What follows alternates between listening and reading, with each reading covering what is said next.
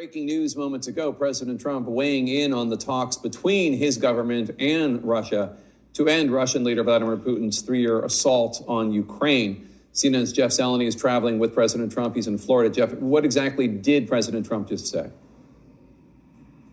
Well, Jake, the president is signing a couple executive orders and really having his afternoon session with reporters at Mar-a-Lago, but taking the side once again of Vladimir Putin, as we've seen really over the last week or so, but in striking new language, seeming to blame Volodymyr Zelensky, the Ukrainian president, for the war. Let's listen. I think I have the power to end this war, and I think it's going very well. But today I heard, oh, well, we weren't invited. Well, you've been there for 3 years. You should have ended it 3 years. You should have never started it. You could have made a deal.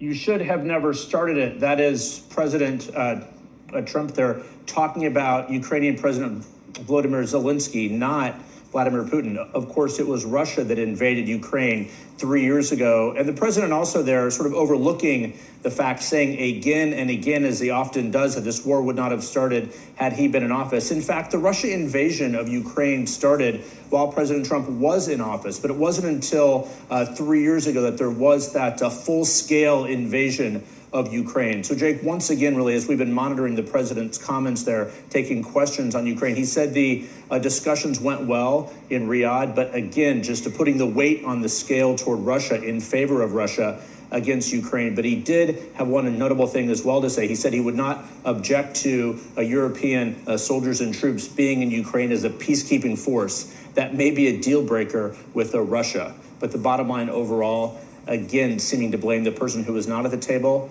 and that's President Zelensky. Yeah, that's Orwellian, to blame an invaded country for their own invasion. Very bizarre, not an honest interpretation of events. Jeff Zeleny, thanks so much.